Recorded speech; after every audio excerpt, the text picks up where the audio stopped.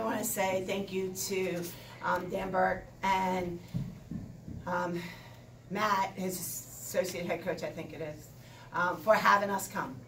He stepped up to the plate and he gave us an opportunity to come home. Not me, but for my student athletes to come home. And that really means a lot. It means a lot to me to be able to get my student athletes back home and to their families and to the city of Pittsburgh. And Dan was like willing to play us, and he was really gracious, and so was Matt about it. And so I'm really appreciative for that. The second thing is I want to thank my guest coach, which is Dr. Jack Demas. And Coach Jack is the founder of Surgicorps International, which is a phenomenal medical mission foundation that works in over 22 countries and they've done over 7,000 surgeries. And I've been fortunate enough to be on 2 of those medical missions in Vietnam and Bhutan. And he has magical hands. And I think I high-fived him about 12 times tonight, so I probably broke a finger. So the poor kid that he has to operate on next probably is going to get screwed. But don't say that, okay? It's probably going to be messed up, okay? And then thirdly, I just want to say to my team and to my coaching staff. My coaching staff, Janelle Creighton and Alex and Khadija did a phenomenal job scouting and being prepared for this game. And we felt really confident, and we knew everything I feel like Duquesne did. We didn't always execute, but we knew what was coming. I'm so proud of my team, and we've had an extremely tough month, and we're playing new people right now, and we're trying to figure out exactly who we are. And I thought that Amani, who has been my point guard for a year and a half, all of a sudden I took her to the 2, and I made Bree Hoover, who is from Pittsburgh. She got to start tonight, and she hadn't been starting, but she had to do a 1, and she's not a 1, she's not a point, she's a 2-3. But you have to do what you have to do when the show goes on. And so, you know, the actors in this play tonight really stepped up. I thought Gabby Legister, who is from Pittsburgh, was amazing, her help side D. And then I thought Jillian Piccolini, she really, really played. She attacked the basket really well. On the downside, you know, I think we have to learn, because we really gave up the left side of the court on the drive, on the dribble penetration, and obviously they took 33 free throws, and so we have to do a better job with that.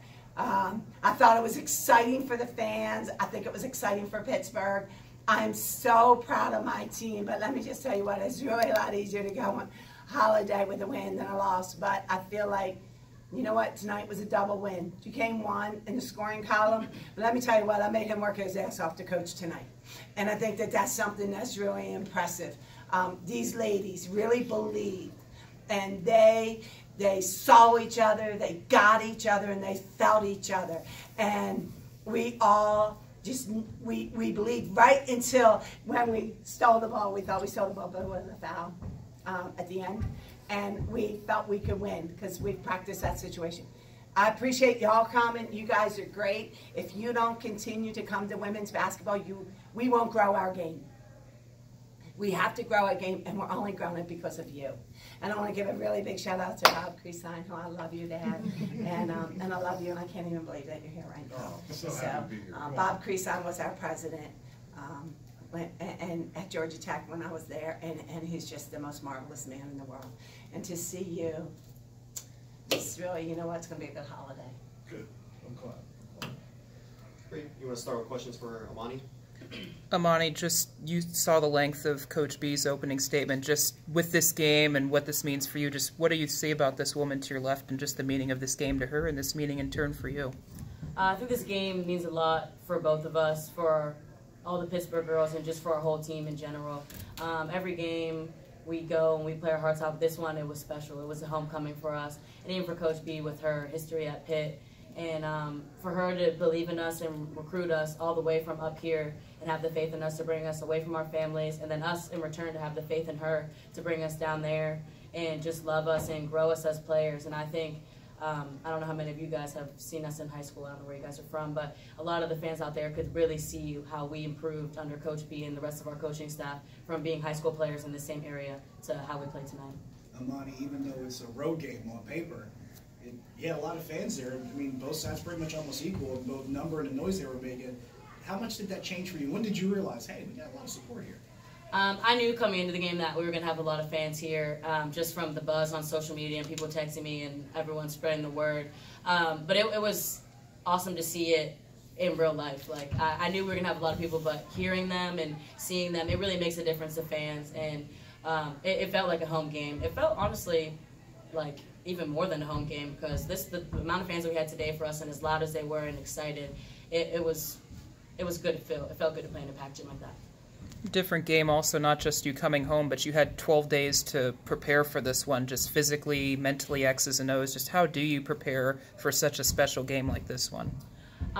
We like to focus on us. We honestly didn't start scouting Duquesne until the coaches do, but as the players, we don't worry about it until 2 days before the game. We like to focus on us because we can control what we can do, and we can try and stop what they do, but, I mean, both teams are going to score. Both teams are great Division I programs, so we like to focus on us and really just working on what we need to do to improve, because this is important for us, but we're starting conference soon, which is really our end goal, to win the ASUN tournament. So You had a lot of opportunities from that left wing. You knocked out 3 of them, but even with the way your team was working it inside, how did you start seeing those opportunities develop in the second half came around?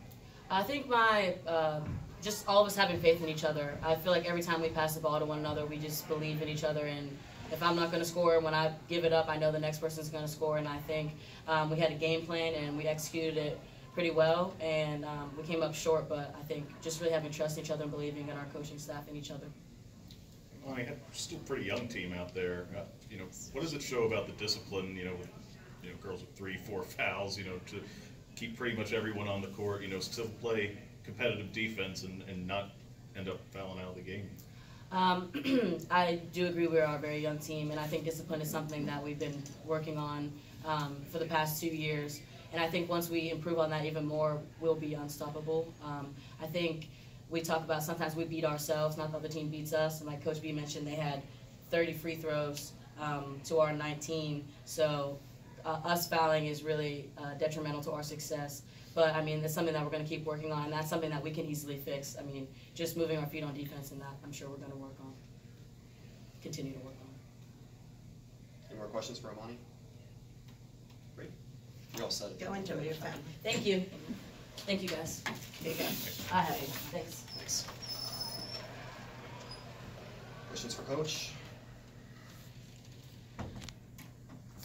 Agnus, managing this game emotionally versus obviously the task at hand, just how did you define that marriage, and how did you feel the ladies manage that marriage tonight? So, I'm not really smart. I didn't graduate courts. So you mean like in terms of just managing the game emotions, managing the emotions of the game versus the game, correct? Oh, I mean, I'm pretty emotional. I'm passionate, and so I want passion. I want emotion, and so we didn't downplay emotion. We didn't downplay passion, and that's something that I would never suppress. Life's too short. You got to give it your all. If you don't come out, like I'm dripping wet right now. If you don't come out and you don't give it your best, then you might as well just stay home. And so again, we didn't start preparing for Duquesne until the last couple days because we were in exams, and we were 9 days in exams, and so we don't play. We haven't played for a bit, and we started on today's Friday, right? So we started on Wednesday, I think. No, we started on Tuesday. We had practice Tuesday, and then we had practice Wednesday.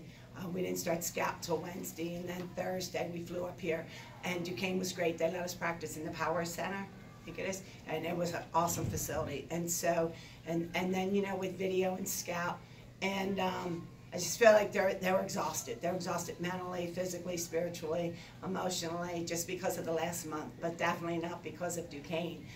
This team has been through really a lot, and the way they have raised up has been amazing. And tonight they really raised up. We did. I mean, I'll go, I don't know, on a limb and say, shoot 54% is our best game we've ever shot this year.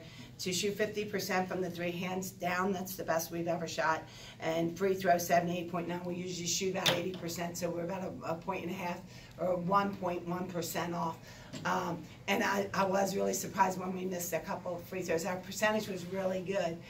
But, you know, I'm super, super proud. I mean, I thought it was a great game, came down right to the end. But you know what? It wasn't at the end. And Alexis Poole missed a couple layups early on. Really great post moves. And she missed them, you know, and she had fouls. We were playing defense, offense. It was really a lot of strategy the entire game. Then we only missed, 4 free throws, but we missed 4 free throws. We make 4 free throws and we go 100%, and you know what? Game's out. It's over.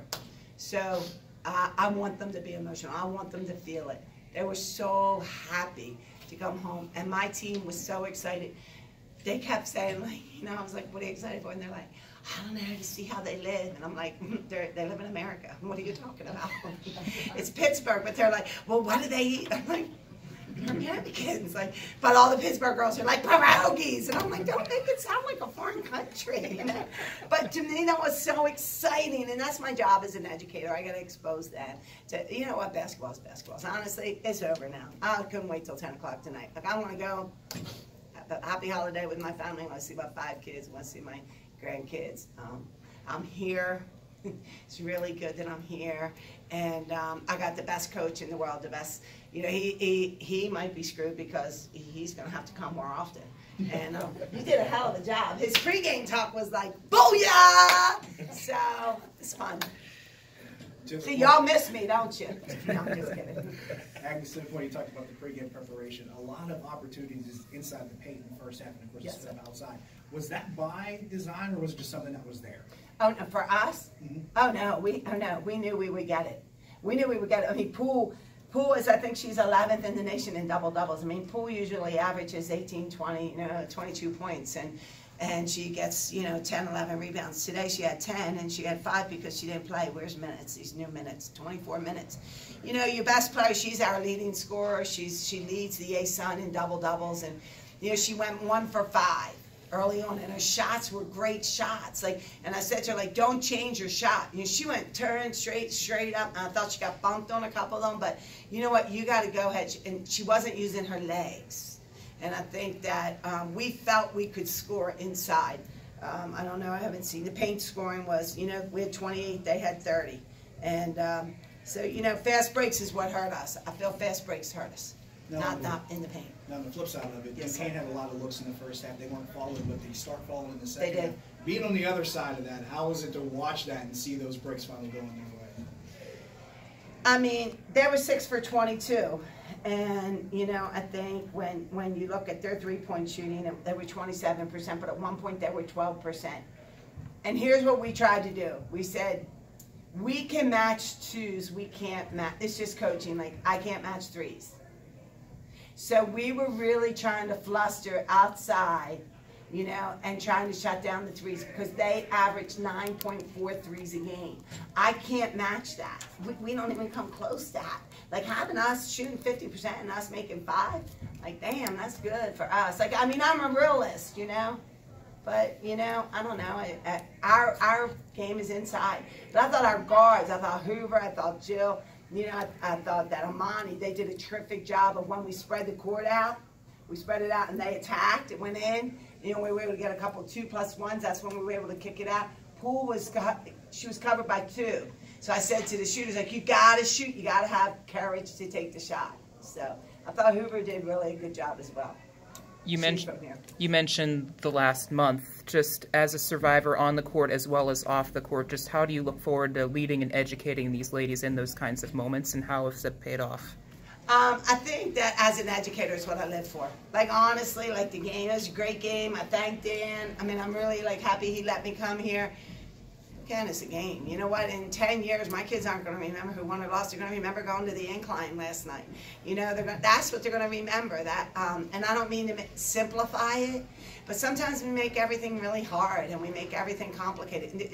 Life is not complicated. What's important is family, your friends, your faith. And my team has extreme faith in each other and in the coaching staff. And they have great families. And I think that we really wanted to have fun. Like, I really had fun tonight. I know it probably looked like I was an idiot, crazy, but I mean, I worked my ass off, but I had the best time.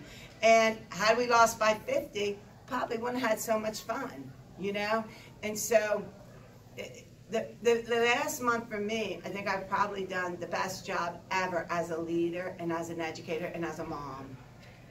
These are my kids. And as a mom, you know, I took their Pittsburgh kids. I got a kid from Italy. I got a kid from Romania. I got a kid from Australia. I took their kid and said, I want to protect them. And then we had a tragedy happen, and I have to lift them up, and I have to teach them. But you know what? Life sucks sometimes. What are you going to do? Like, you can't, like, stop. The show goes on. Hate to say it. And so sometimes I got to put my ugly face on and, you know, be like, come on, get over it. But at the same time, we are extremely saddened, and but I wouldn't want to be with any other team or staff in my whole coaching career than this team and this staff. Any more questions?